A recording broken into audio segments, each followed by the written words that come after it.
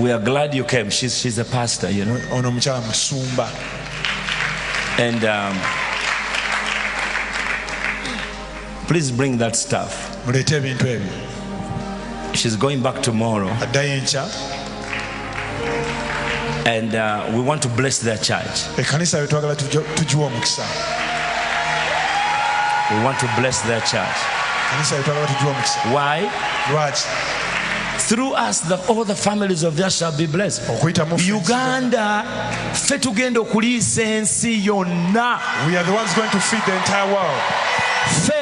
We, Ugandans, we don't just sow any seed. Let me tell you, whether they like it or not, the nations around us will borrow from here and buy food from here. So how do we walk into that blessing? We start sowing.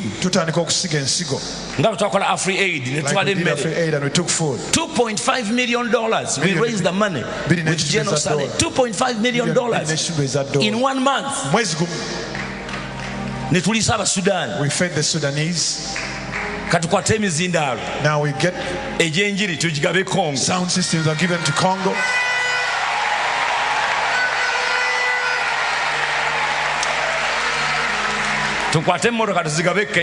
We give cars to Kenya. Uganda tetuliba beggars. We are not beggars. We are not beggars. Tetuliba beggar. Don't bring poverty here. Twatandika tugaba amazzi mu Nairo, netugagabira Yesu, netugabira Abamisiri, netugabira Abasudani, netugabira Ethiopia. Tubawa amazzi singa bafadda. They would be dead today. Ate Bayibuli egamba nti kasowa nabbi olwendo lw'amazzi ofuna empeera ya nabbi. Twawa Yesu amazzi tugenda kufuna ebyamagero n'obubonero. We are going to get miracle signs and wonders. You don't know how to tap miracles. Madam, come and we hand over this. Come on, open this. And put these speakers on. 3 microphones, amplifier and mixer. You go there, you preach the gospel.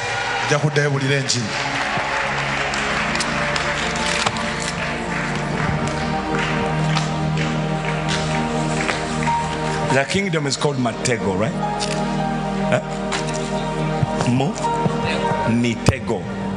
Mitego kingdom. Brand new equipment. Fetetugaba bikadde. Kubanga twagala factory y'emizindaalo ebeere wano. We want a factory of sound systems to be here.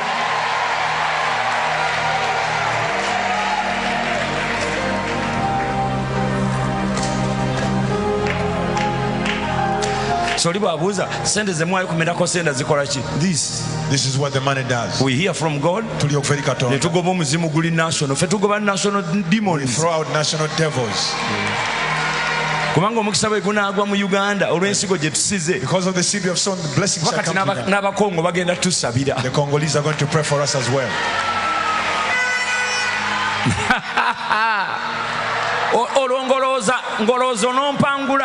You think you'll defeat me?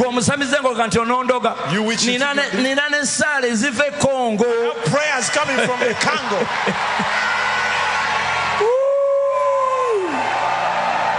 Australia people in Australia, Americans are praying for me. I've sown seeds there. The Congolese are praying. In Sudan is praying. The Dinkas. Bless. Mukisa.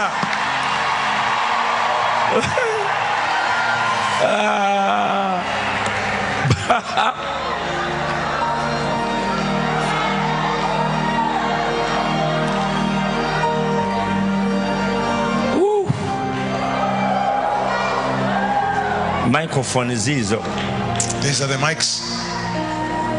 So we are believing God that you preach the gospel and you minister to the people of God. Every connection that you need is there. The microphone. Pick up that microphone, please.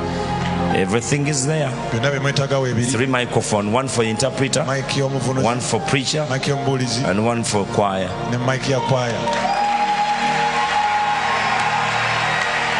I mean, we are in the middle of wanting a bigger PA system for our people. How are we going to get it? The PA system is $150,000. How are we going to get it? You plant a seed where other people have a need. Then God will give you the big one.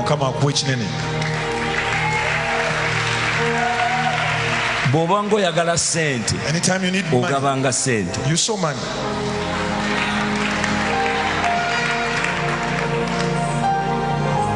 I want to grow matoke, to feed people. So I brought matoke.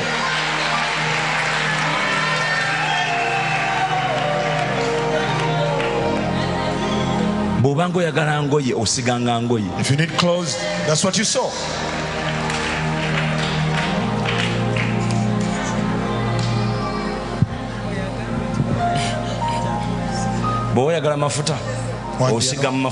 You sow in the anointing.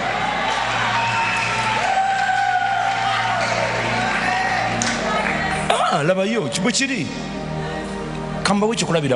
me give you an example.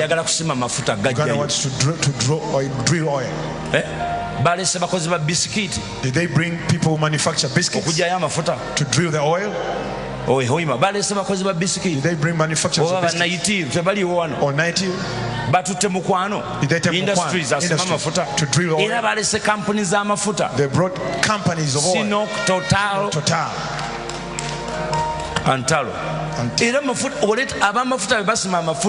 This is the people of oil that drill oil.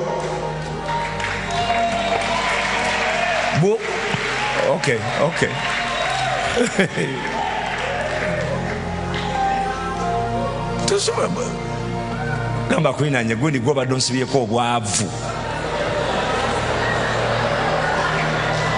That is for you.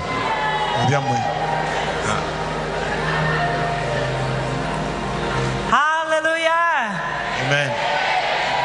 Mukama simwe nyowe nisima muno mukama izoberi ya hati yasobora kubona mperezo mugisa gunu okwemera omwanya ogu amabara gange nkasangwa mbagambirije ne banyeta inid kansime. She's called Inid Kansime. Nisima muno mukama yamperizo mugisa kwesanga nyemeriro omwanya ogu. She thanks Lord to give her opportunity to be in this place. Kwalukuru kwegomba kwangu mutima kuruga mu buto. She needed it since she needed it since she was still young. When she heard about Pastor Kayanja, she thanks God that she has been given an opportunity to stand in this pulpit. She's granted opportunity that the pastor gave her a chance to stand here. She thanks. She thanks God for the opportunity granted her, for the gift that has been given to her for the work of the Lord. She comes from DRC Congo, the province Ituri, from the kingdom of the church that she's pastoring is from the kingdom church. It is called Kingdom Church and a Fellowship. She thanks Lord for the gift of the child of the king who was sick and was brought here. God had a reason for her to get to think of praising the Lord. She really thanks the pastor. God should give you a point. I know this seed that you've sown in the kingdom. It is a jet of what to put in the kingdom. Every day we shall, every single day we shall use these things. I know we shall not be forgotten in the kingdom of the Lord. The truth is, we are really known in the kingdom of the Lord. And we know you will not stop from here.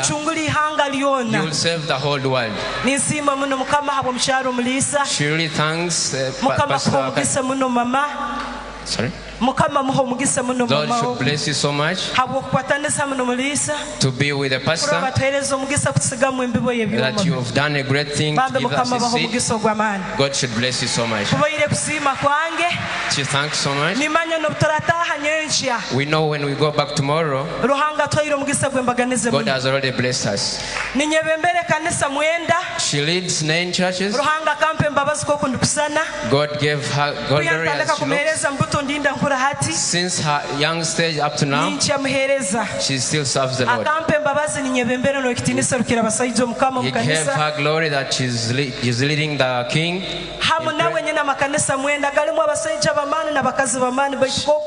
She has 9 churches and is pastoring all those churches.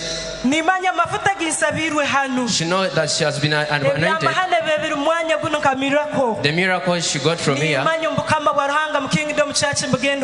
she knows they will be done in the church.